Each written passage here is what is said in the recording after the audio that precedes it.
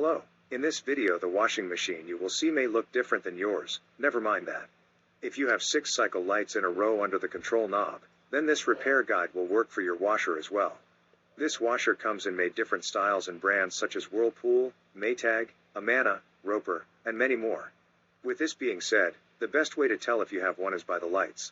This type of washer is called a vertical modular washer. It is the most sold washer in America. The neat thing about VMWs is that they have a built-in self-diagnosing system that will tell you exactly what's wrong. From there you can decide to fix it or replace it.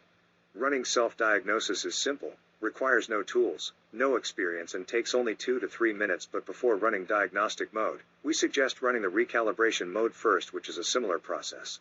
This following video is going to show you exactly how to do the proper steps starting with recalibration mode.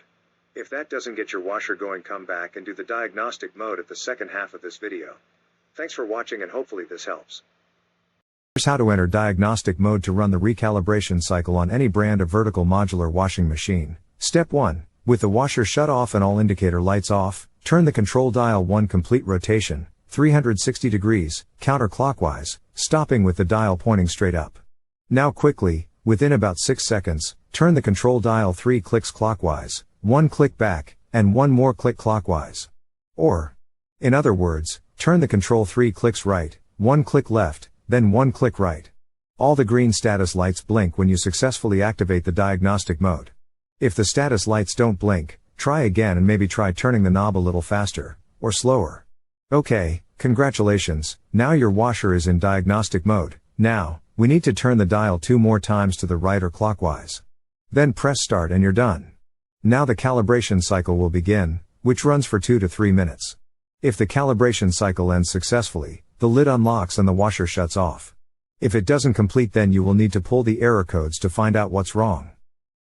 Here's how to enter diagnostic mode to retrieve error codes on any brand of vertical modular washing machine. Step 1. With the washer shut off and all indicator lights off, turn the control dial 1 complete rotation, 360 degrees, counterclockwise, stopping with the dial pointing straight up.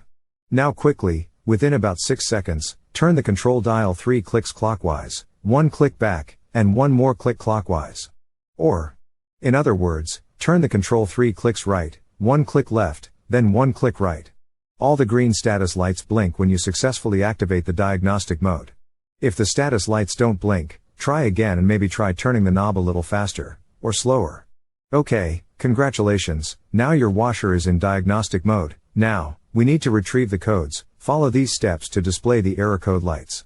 Step 2. Turn the control dial 1 click clockwise, then press the start button. Now you are reading the error codes. From here, turn the control dial 1 click clockwise to display the first saved error code. Just the sensing light flashes if no error code was recorded. If this is happening to you but there is still an issue, then you will need to watch our other video. The control displays up to 4 error codes. Step 3. Read the error codes. Error codes for the VMW washers have 2 parts. The first is the letter F, followed by a number, and the second is the letter E, followed by a number as well. Which lights are illuminated indicate the numbers. The sensing light on indicates the letter F. The sensing light off indicates E. The wash light equals 8. Rinse equals 4. Spin equals 2. And cycle complete 1. For example, for error code F5E3, when the sensing light is on, the rinse and the cycle complete lights are on. Adding all 3 together equals 5. This means the first part of the code is F5. Then, on the other flash of lights, the sensing light is off, but the spin and the cycle complete lights are on. Adding them together makes 3.